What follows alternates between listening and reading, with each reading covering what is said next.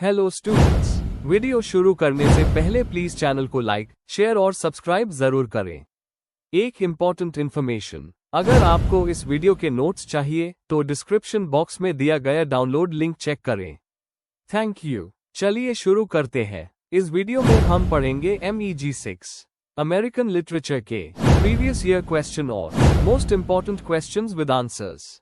यह क्वेश्चंस आपके एग्जाम के लिए बहुत इम्पॉर्टेंट है। अगर आपने ये अच्छे से कर लिए तो एग्जाम निकलना पक्का है। Let's begin. Question 1, discuss in detail the evolution of American drama during the 17th and 18th centuries। Question explanation, इस क्वेश्चन में हमें बताना है कि 17th and 18th सेंचुरी के दौरान अमेरिकन ड्रामा कैसे डेवलप हुआ। हमें उसके origin, European influence, Puritan religion का इम्पैक्ट, इंपॉर्टेंट प्लेज और राइटर्स के बारे में डिटेल में लिखना है। Answer. Introduction, 17th and 18th century के दौरान अमेरिकन ड्रामा अपने शुरुआती फेज में था। उस समय थिएटर पर इंग्लैंड के कल्चरल इन्फ्लुएंस के साथ साथ प्यूरिटन रिलीजन के रिस्ट्रिक्शंस भी थे। अमेरिकन ड्रामा का विकास एक ग्रेजुअल प्रोसेस था जहां पहले यूरोपियन स्टाइल्स का इमिटेशन हुआ और बाद में अपनी पहचान बनने लगी। ये पीरियड एक स्ट्रॉन्ग बेस क्रिएट करता है जिससे 19th सेंचुरी में एक डिस्टिंक्ट अमेरिकन थिएटर इमर्ज हुआ। Main body. 1. अर्ली बिगिनिंग्स और प्यूरिटन इन्फ्लुएंस। 17th सेंचुरी में जब इंग्लिश सेटलर्स अमेरिका आए तो उन्होंने अपनी कल्चरल और ड्रामेटिक ट्रेडिशंस भी साथ लाए। लेकिन मैसाचुसेट्स जैसे कॉलोनीज में प्यूरिटन्स ने थिएटर को अमोरल माना, जिससे ड्रामा पर बहुत रिस्ट्रिक्शंस लग गई। इस वजह से पब्लिक परफॉर्मेंसेस कम होती थी, लेकिन एजुकेशनल और मोरल प्लेस कभी कभी परफॉर्म किए जाते थे। कुछ मोरालिटी और रिलीजियस प्लेस के थ्रू ड्रामा जिंदा रहा, लेकिन इसका स्केल बहुत छोटा था। 2. 18th सेंचुरी में थिएटर का उठान। 18th सेंचुरी में सिचुएशन बदली। अर्बन एरियाज जैसे न्यूयॉर्क, फिलाडेल्फिया और चार्ल्सटन में ड्रामा पॉपुलर होने लगा।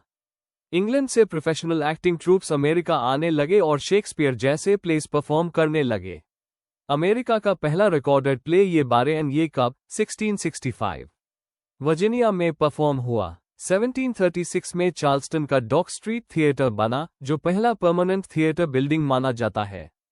3. यूरोपियन प्रभाव और लोकल थीम्स का विकास। Early American plays mostly English comedies और ट्रेजेडीज से इंस्पायर्ड थे, लेकिन धीरे धीरे राइटर्स ने अपनी सोसाइटी और पॉलिटिकल इश्यूज को भी इंक्लूड करना शुरू किया। थॉमस गॉडफ्री का द प्रिंस ऑफ पार्थिया 1767 एक इम्पॉर्टेंट प्ले था। ये पहला ट्रैजिक प्ले था जो एक अमेरिकन ने लिखा। कॉलोनियल प्लेज में ब्रिटिश इन्फ्लुएंस के साथ अमेरिकन आइडेंटिटी के साइनस दिखने लगे। 4. रेवोल्यूशनरी पीरियड और नेशनल स्पिरिट। अमेरिकन रेवोल्यूशन के समय ड्रामा एक पॉलिटिकल मीडियम बन गया। मर्सी ओटिस वॉरेन और ह्यू हेनरी ब्रिकैनरिज जैसे राइटर्स ने ब्रिटिश रूल पर सैटिरिकल प्लेज लिखे। उन्होंने थिएटर को एक पेट्रियोटिक वेपन बना दिया जिससे ऑडियंस में फ्रीडम की फीलिंग जागी। इस दौरान ड्रामा एक एंटरटेनमेंट से बढ़कर एक सोशल और पॉलिटिकल मैसेज का टूल बन गया। 5. पीरियड की overall contribution. 17th and 18th century ने अमेरिकन ड्रामा के लिए फाउंडेशन रखा। इस पीरियड में थिएटर्स बने, ऑडियंसेस डेवलप हुई और नेटिव प्लेराइट्स ने लिखना स्टार्ट किया। ब्रिटिश इमिटेशन से लेकर अपने नेशनल थीम्स तक का सफर हाई अर्ली अमेरिकन ड्रामा का एसेंस था। Conclusion, 17th and 18th century का दौरा अमेरिकन ड्रामा के लिए एक ट्रांजिशन फेज था।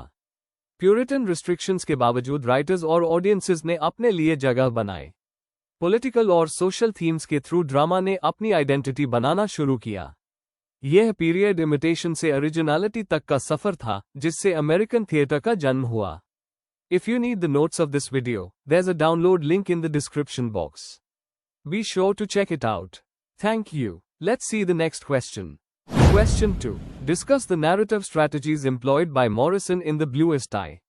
Question explanation. इस क्वेश्चन में हमें यह समझाना है कि टोनी मॉरिसन ने द ब्लूएस्ट आई में कहानी बताने के लिए कौन से नैरेटिव टेक्निक्स यूज किए हैं, जैसे multiple narrator's, point of view, language, symbolism और नॉनलिनियर स्ट्रक्चर। हमें ये बताना है कि इन स्ट्रैटेजीज ने नोवेल के थीम्स, रेसिज्म, ब्यूटी और आइडेंटिटी को कैसे हाईलाइट किया है। आंसर। इंट्रोडक्शन। टोनी मॉरिसन का नॉवल द ब्लूएस्ट आई 1970 उनके सबसे इम्पैक्टफुल कामों में से एक है।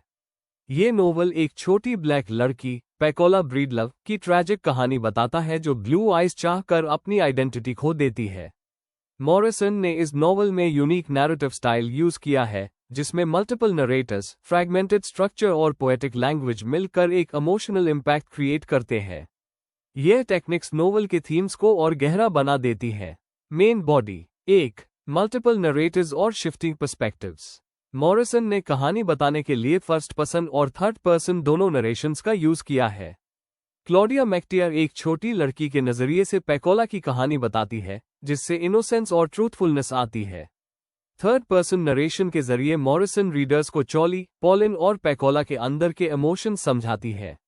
यह कॉम्बिनेशन एक बैलेंस्ड पर्सपेक्टिव देता है, इमोशनल भी और एनालिटिकल भी। एग्जाम्पल, क्लाउडिया की नरेशन से हम रेसिज्म को एक बच्ची की आंखों से देखते हैं, जबकि ओमनिसिएंट नरेशन से पैकोला के अंदर का दर्द समझ आता है। 2. नॉनलिनियर स्ट्रक्चर और फ्रैगमेंटेशन। नॉवल एक सिंपल टाइमलाइन फॉलो नहीं करता, इसमें इवेंट्स मिक्स्ड है, जैसे यादें और ट्रॉमा। स्टोरी को 4 seasons, autumn, winter, spring, summer में डिवाइड किया गया है, जो पैकोला के लाइफ के इमोशनल स्टेजेस दिखाते हैं। फ्रैगमेंटेड स्ट्रक्चर पैकोला के शैटर्ड माइंड और सोसाइटी के ब्रेकडाउन को रिफ्लेक्ट करता है। इस स्टाइल से मॉरिसन दिखाती है कि ट्रॉमा एक स्ट्रेट लाइन में नहीं होता, बल्कि टुकड़ों में आता है। एग्जाम्पल, नोवेल में पास्ट और प्रेजेंट के बीच शिफ्ट्स दिखाते हैं कि पैकोला का दुख एक जेनरेशनल ट्रॉमा का रिजल्ट है। 3. लैंग्वेज, इमेजरी और सिंबलिज्म का उस। मॉरिसन की लैंग्वेज लिरिकल और पोएटिक है, जो कहानी को और पावरफुल बनाती है। द ब्लूएस्ट आई एक सिंबल है व्हाइट ब्यूटी के स्टैंडर्ड को पाने की डेंजरस विश। नॉवल की शुरुआत में जो डिक एंड जाने प्राइमर का टेक्स्ट है, वो एक फेक व्हाइट आइडियल फैमिली को दिखाता है। जब ये टेक्स्ट टूटने लगता है, तो वो ब्लैक लाइफ के फ्रैगमेंटेशन को सिंबलाइज करता है। मॉरिसन का पोएटिक स्टाइल पेन और ब्यूटी दोनों को एक साथ प्रेजेंट करता है। 4. स्ट्रीम ऑफ कॉन्शियसनेस और इनर मोनोलॉग्स। ऑथर ने कई जगह स्ट्रीम ऑफ कॉन्शियसनेस का यूज किया है, जिससे रीडर्स को कैरेक्टर्स के माइंड्स के अंदर झांकने का मौका मिलता है। चोली ब्रीडलव के रेप सीन वाले मोनोलॉग में हम उसके इंटरनल कॉन्फ्लिक्ट और पैन को समझते हैं। यह टेक्निक कैरेक्टर को एक डायमेंशनल विलन नहीं बनाती, बल्कि उसके ट्रॉमा को दिखाती है। इनर थॉट्स के जरिए मॉरिसन साइलेंट इमोशंस को आवाज देती है। 5. ओरल ट्रेडिशन और कलेक्टिव वॉइस। मॉरिसन ने African American story telling tradition का यूज किया है, जिसमें रिदम और कम्युनल टोन होता है। क्लाउडिया की नरेशन एक कहानी सुनने वाले के तरह लगती है, जिससे रीडर्स को कल्चरल कनेक्शन मिलता है। कलेक्टिव वॉइस से एक सामूहिक दर्द और इतिहास की फीलिंग आती है, जो नोवेल को सिर्फ एक कहानी नहीं, बल्कि एक हिस्टोरिकल एक्सपीरियंस बना देती है। कंक्लूजन, टोनी मॉरिसन का द ब्लूएस्ट आई एक मास्टरपीस है, जहां फॉर्म और कंटेंट दोनों मिलकर एक डीप इम्पैक्ट क्रिएट करते हैं। उनके नैरेटिव टेक्निक्स, जैसे multiple voices, symbolic imagery, fragmented structure और पोएटिक टोन, रीडर्स को पैकोला के इनर वर्ल्ड में ले जाते हैं। ये नोवेल सिर्फ एक स्टोरी नहीं, बल्कि ब्लैक आइडेंटिटी के पैन और स्ट्रगल की आवाज है। If you need the notes of this video, there's a download link in the description box. Be sure to check it out. Thank you. Let's see the next question. Question 3. Critically examine how Hawthorne in The Scarlet Letter has presented the intolerance of Puritans in early American history. Question explanation. इस question में हमें यह समझाना है कि Nathaniel Hawthorne ने अपने novel the Scarlet letter में प्यूरिटन समझ की कठिन और असहिष्णु सोच को कैसे दिखाया है। हमें बताना है कि उन्होंने प्यूरिटन्स के मॉरल रूल्स, जजमेंटल नेचर और इंसानियत की कमी को कैसे पोर्ट्रे किया, और ये सब हेस्टर प्रायन ने जैसे कैरेक्टर्स के जरिए कैसे सामने आता है। आंसर। इंट्रोडक्शन। नथानियल हॉथॉर्न का novel the Scarlet Letter 1850 American literature का एक क्लासिक कार्य है जो 17th सेंचुरी के प्यूरिटन समझ के रिजिड मॉरल रूल्स को एक्सपोज करता है। यह नॉवल हेस्टर प्रायन के किस्से के जरिए दिखाता है कि सोसाइटी किस तरह सिन और पनिशमेंट के ऑब्सेशन में ह्यूमैनिटी को भूल जाती है। हॉथॉर्न खुद एक प्यूरिटन फैमिली से था, इसलिए उन्होंने अपनी कहानी के जरिए उनके सिस्टम की कमियां और डबल स्टैंडर्ड्स को उभरने की कोशिश की। Main body. 1. प्यूरिटन सोसाइटी और उनके बिलीफ्स। प्यूरिटन्स एक रिलीजियस ग्रुप द जो सिटी अपॉन अ हिल बनाना चाहते थे, एक ऐसी सोसाइटी जहां सब कुछ रिलीजियस लॉ से चले। उनका बिलीफ था कि हर गुनाह पर कठोर पनिशमेंट होनी चाहिए, चाहे इंसान कितना भी बदल गया हो। हॉथॉर्न ने उन्हें एक ऐसे समझ के रूप में दिखाया जहां इंसानी फीलिंग्स और दया के लिए कोई जगह नहीं थी। ये लोग स्पिरिचुअलिटी से ज्यादा सोशल कंट्रोल पर ध्यान देते थे। एग्जाम्पल, शुरुआत में स्कैफोल्ड सीन प्यूरिटन सोसाइटी की पब्लिक ह्यूमिलिएशन वाली सोच को दिखाता है। 2. Hester Prynne victim of intolerance. Hester को अडल्टरी के लिए ए का लेटर पहनने की सजा मिलती है और पूरी लाइफ सोसाइटी उससे अलग कर देती है। हॉथॉर्न ने हेस्टर के कैरेक्टर के जरिए दिखाया कि कैसे एक वुमन सिस्टम के अगेंस्ट खड़ी होती है लेकिन फिर भी कंपैशनेट और ऑनेस्ट रहती है। उसकी आइसोलेशन और दुख सोसाइटी के नैरो माइंडेडनेस को रिप्रेजेंट करती है। एग्जाम्पल, हेस्टर पुअर लोगों की मदद करती है लेकिन फिर भी लोग उस कभी एक्सेप्ट नहीं करते। ये उनकी असहिष्णुता को दिखाता है। 3. प्यूरिटन हिपोक्रेसी और मोरल करप्शन। रेवरेंड डिमसडेल जैसे लोग आउटवर्डली सेंटली दिखते हैं पर अंदर से गिल्ट और फियर में जीते हैं। प्यूरिटन सोसाइटी अपीयरेंस और रेपुटेशन को सच्चाई से ज्यादा इंपॉर्टेंस देती है। हॉथॉर्न ने यह बताया कि ये सिस्टम लोगों को सेल्फ डिस्ट्रक्शन की तरफ ले जाता है, न कि ट्रू मोरालिटी की तरफ। हेस्टर और डिमसडे के कॉन्ट्रास्ट के जरिए ये हिपोक्रेसी और भी ज्यादा उभार कर आती है। एग्जाम्पल, डिमसडेल अपना सिन छुपाता है और गिल्ट में मर जाता है, जबकि हेस्टर अपना गुनाह मानकर स्पिरिचुअली स्ट्रांग हो जाती है। 4. हॉथॉर्न का मैसेज और क्रिटिक। हॉथॉर्न ने प्यूरिटन वैल्यूज को पूरी तरह रिजेक्ट नहीं किया बल्कि उनके एक्सट्रीमिज्म को चैलेंज किया। उनका कहना था कि रियल मोरालिटी पनिशमेंट में नहीं बल्कि कंपैशन और फॉरगिवनेस में है। फॉरेस्ट, स्कैफोल्ड और स्कारलेट लेटर जैसे सिंबल से उन्होंने फ्रीडम और रिप्रेशन के बीच का कॉन्फ्लिक्ट दिखाया। हॉथॉर्न ने यह समझाया कि इंटॉलरेंस न सिर्फ सिनर्स को बल्कि पूरी सोसाइटी को भी बर्बाद कर देती है। कंक्लूजन, द स्कारलेट लेटर के जरिए हॉथॉर्न ने प्यूरिटन सोसाइटी के डबल स्टैंडर्ड्स और उनके क्रूल मॉरल रूल्स को एक्सपोज किया। उन्होंने ये दिखाया कि बिना दया और संवेदना के रिलीजन सिर्फ ऑपरेशन बन जाता है। नॉवल का मेन मैसेज यही है कि इंसानी गलतियों पर दया और समझ से रिएक्ट करना चाहिए, ना कि पनिशमेंट से। If you need the notes of this video, there's a download link in the description box. Be sure to check it out. Thank you. Let's see the next question. Question 4. What different types of women do we come across in snapshots of a daughter-in-law? Give suitable examples. Question explanation. इस question में हमें Adrian rich की poem snapshots of a daughter in law में दिखाए गए अलग अलग types की वीमेन के बारे में बताना है। हमें समझाना है कि ये विमेन किस तरह से सोसाइटी के एक्सपेक्टेशंस के बीच जीती है, कुछ समझ के नियमों को मानती है और कुछ उनके खिलाफ लड़ती है। हमें एग्जाम्पल्स के साथ एक्सप्लेन करना है कि रिच इनको कैसे दिखाती है। आंसर। इंट्रोडक्शन। एड्रियन रिच की poem snapshots of a daughter in law एक स्ट्रॉन्ग फेमिनिस्ट पोएम है जो 20वीं सेंचुरी की वीमेन के एक्सपीरियंसेस को दिखाती है। यह पोएम उन औरतों के बारे में है जो सोसाइटी और फैमिली के रूल्स में फंसी हुई है। रिच ने पोएम के थ्रू डिफरेंट टाइप्स की वीमेन दिखाए हैं, कुछ जो चुपचाप सिस्टम को मानती है और कुछ जो उसके खिलाफ खड़ी होती है।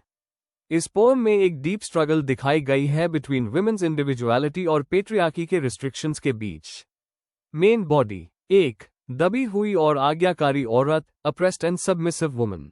पोएम में एक टाइप की औरत वो है जो पूरी तरह से पेट्रियार्कल सोसाइटी के कंट्रोल में है। उनकी आइडेंटिटी सिर्फ मेन के थ्रू डिफाइन होती है, जैसे बेटी, पत्नी या माँ। रिच लिखती है, फ्लटरिंग इन हर केज, जिससे ये दिखाता है कि ये वीमेन अपनी लाइफ के केज में बैंड है। पुरानी जनरेशन की वीमेन ऐसे है कैरेक्टर्स को रिप्रेजेंट करती हैं जो सिस्टम को अपना नसीब मान लेती है। 2. पढ़ी लिखी पर कंफ्यूज्ड औरत, educated but conflicted woman.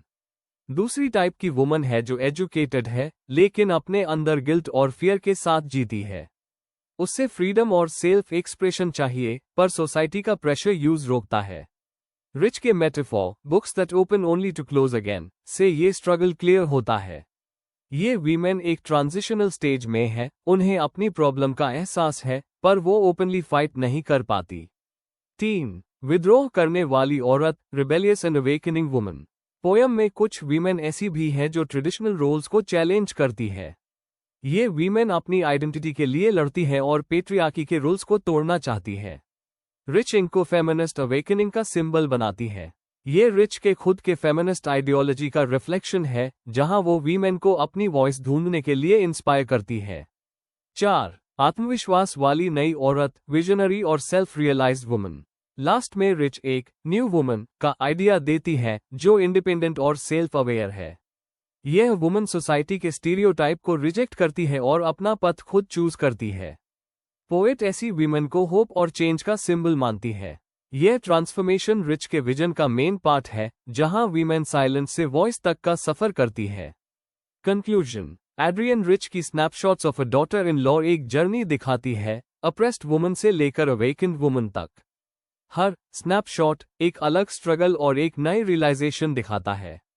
Rich ने अपनी पोएट्री के थ्रू विमेन के अंदर के दर्द, गिल्ट और करेज दोनों को वॉइस दी है। यह पोएम फेमिनिज्म का एक इम्पॉर्टेंट डॉक्यूमेंट है जो वीमेन को अपनी आइडेंटिटी समझने और एक्सप्रेस करने के लिए इंस्पायर करती है। Before we end, please like, share and subscribe the channel for more such study materials and one important information अगर आपको नोट्स चाहिए तो डिस्क्रिप्शन बॉक्स में डाउनलोड लिंक दिया हुआ है, जरूर चेक करें। Thank you.